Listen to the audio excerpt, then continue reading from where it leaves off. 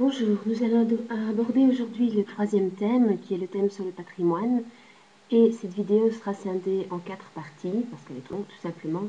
La première partie concernera l'introduction, c'est maintenant. Ce sont donc les commentaires des dias 1 à 4 normalement. Nous allons bien entendu parler de droit et plus spécifiquement nous allons faire une distinction entre les droits extra-patrimoniaux d'une part et les droits patrimoniaux d'autre part. Qu'est-ce qui les distingue? Eh bien, les droits extra-patrimoniaux sont des droits qui ont une valeur morale. On y range notamment les droits de la personnalité. Pour le reste, je reviendrai après. Donc, valeur essentiellement morale. Quand on dit droit de personnalité, comme par exemple le droit à l'honneur, le droit à l'image, à la réputation, le droit de pratiquer un culte, tout ça est rangé là-dedans. Ces droits extra-patrimoniaux ne sont pas évaluables en argent. Et on dit qu'ils sont inaliénables. Ça signifie qu'ils sont vraiment attachés à la personne et qu'elle ne peut s'en dessaisir. En opposition à ça, il y a les droits patrimoniaux. Droits patrimoniaux qui comprennent deux grandes catégories que nous étudierons plus spécifiquement par la suite. Ce sont les droits réels et les droits de créance. Les droits patrimoniaux, quant à eux, ont une valeur pécuniaire, c'est-à-dire qu'ils sont évaluables en argent.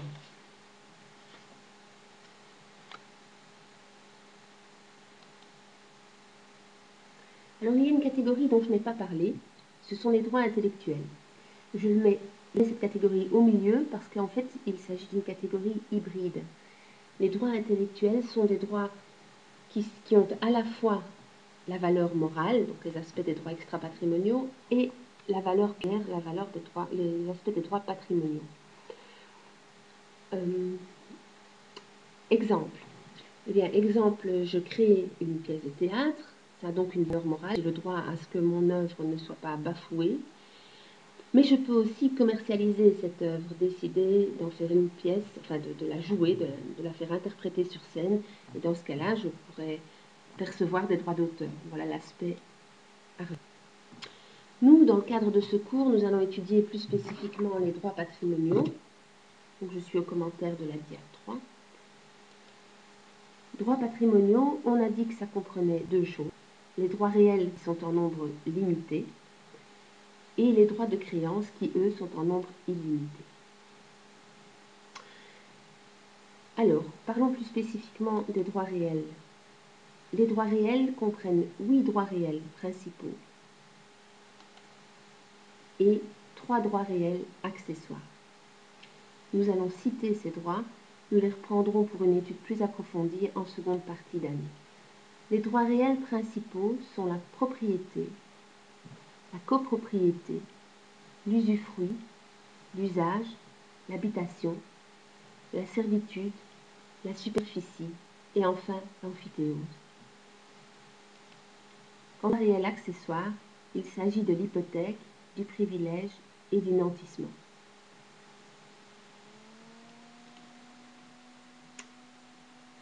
Voyons voir de manière un petit peu plus proche ce que sont ces droits réels.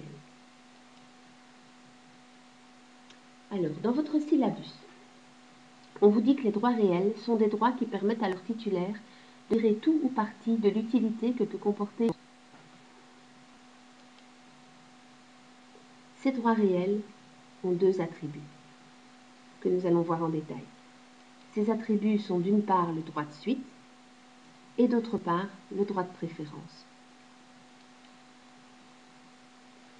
Il ne faut pas confondre les droits réels avec d'autres droits que sont les droits de créance,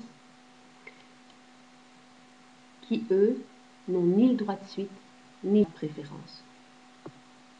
Voilà pour cette dia 5.